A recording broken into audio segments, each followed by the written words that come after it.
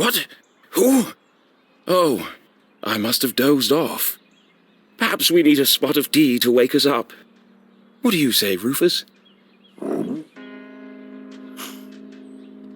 Yes, quite right.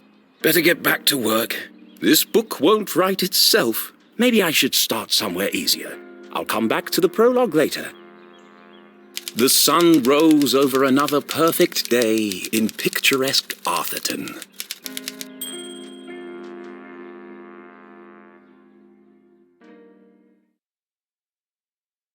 To the casual observer, Arthurton seemed like any other small, quiet town. It was nestled in a valley between two mountains, lined by lustrous forests, and perched on the edge of a pristine lake.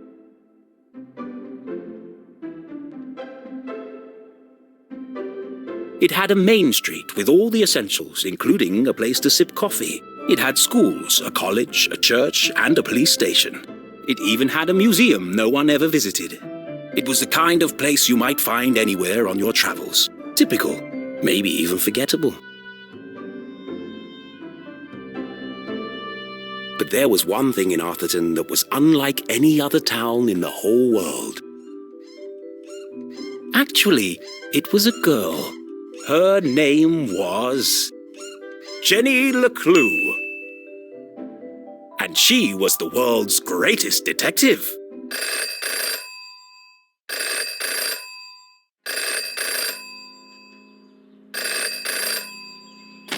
Finkelstein residence.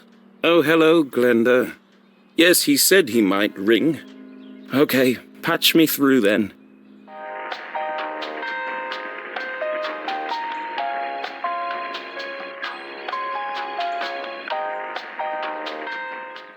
Richard? Yes, I got it. I did, and my answer is no. I understand that, but... Well, yes, of course, but... No. Nothing is settled. I'm not going to do it. It goes against everything my books stand for. No, not yet, but... If I could just... Please, listen to what I'm saying.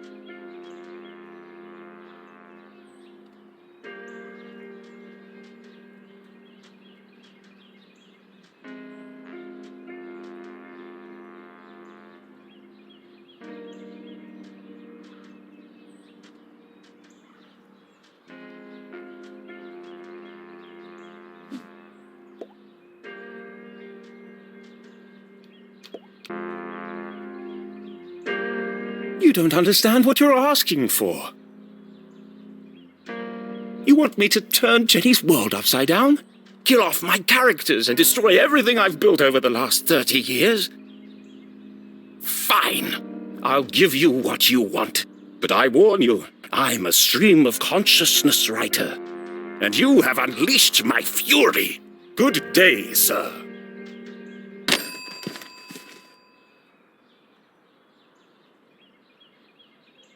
Boring? Predictable? Pah! Well, if it's murder they want, it's murder they'll get.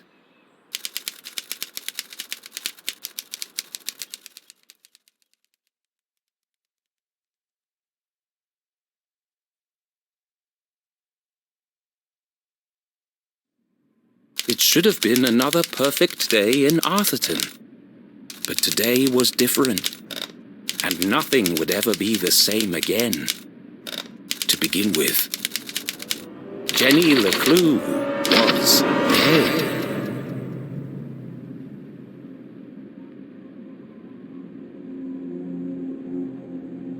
Her skin was pale, her eyes glassy and frozen. What cruel fate had befallen our beloved detective?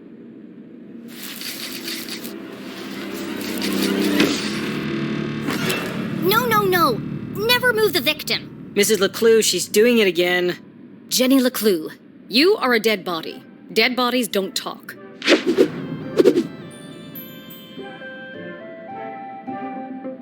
But he's doing it wrong! As wonderful as it would be if all cadavers were so talkative, we must deduce the cause of death without their help. With only the evidence laid before us, we build a picture from the fragments left behind. We collect clues, interpret the data, and solve our puzzle one piece at a time, until it feels as if the victim is speaking to us. But Jenny is right, Jonathan. You mustn't disturb the crime scene. Vital evidence could be lost. Sorry, Mrs. LeClue. Okay, you've all had a chance to study the body? Who can postulate how she met her demise? Ooh! Me! I think it was an accident? Yeah, she obviously wasn't looking where she was going So she slipped on the wet floor, and cracked her head open. Like an egg. and then she bled to death. Really? How can you tell? Well, there's a giant pool of blood around her head. Yeah, I know. I was being sarcastic. Oh. Actually, you're both wrong. What? It was cold-blooded murder. Murder? Don't be ridiculous. Where's the murder weapon? There's no evidence anyone else was even here. Oh, yes, there is. It was murder. And I can prove it.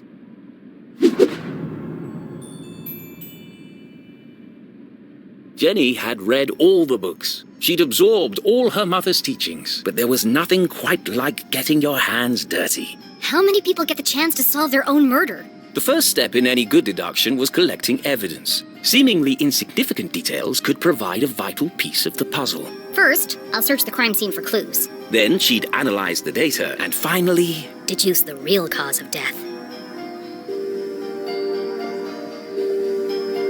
What a waste of perfectly good coffee. Jenny's love for coffee was almost as strong as her passion for crime solving. Chalky green residue on the rim. Smells like burnt matches.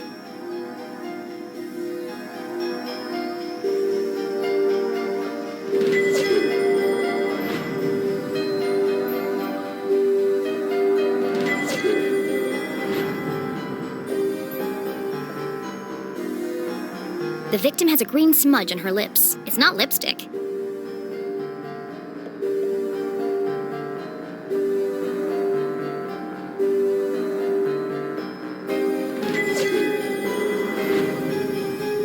The floor is wet and slippery, but also immaculately clean.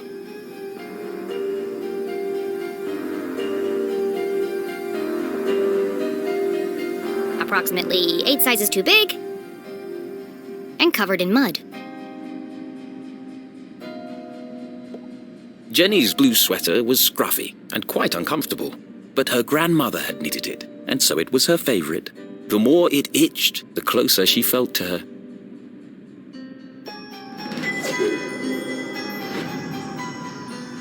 There's no doubt the victim lost a lot of blood.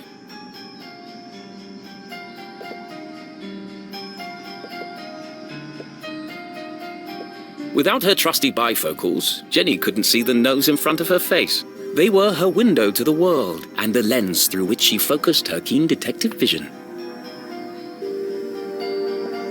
It wasn't Jenny's style to wear accessories, but this hair clip was the exception. Its function as a lockpick had saved Jenny from a long night trapped in her school locker. She'd worn it ever since. I've seen enough. Time to wrap this case up. Jenny was a meticulous record keeper, noting every relevant clue in her trusty journal. A great detective knew that solving a mystery was simply a matter of connecting the dots. I'm certain this wasn't a mere accident. Now I just need to prove it. How do I know the victim didn't slip?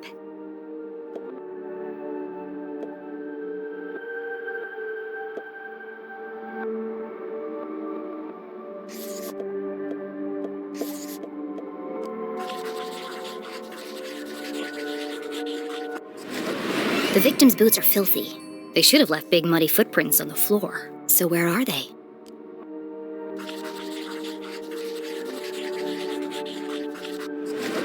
Either someone washed away her footprints, or she was carried here.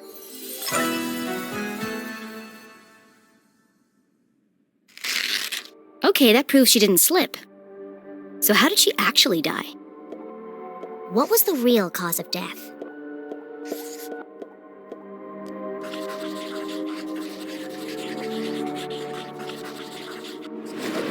There's a green residue in the bottom of the victim's coffee cup.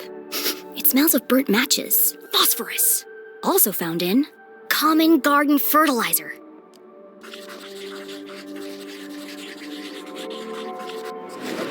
The same green mark is on the victim's lips. Her coffee was spiked with fertilizer. Someone clearly wanted her dead.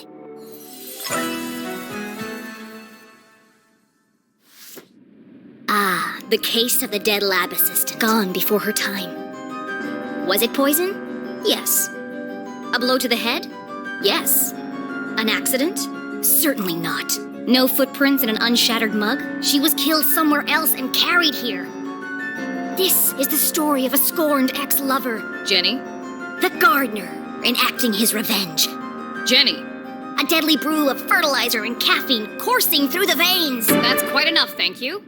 What happens to the gardener? Is this gonna be on the test? Remember, class, even the smartest criminals make mistakes. This is how we catch a killer. But what's the point of all this? Yeah, there hasn't been a murder in Arthurton in years. Every town has a dark side, even Arthurton. By doubting, we are led to question. And by questioning, we arrive at the truth.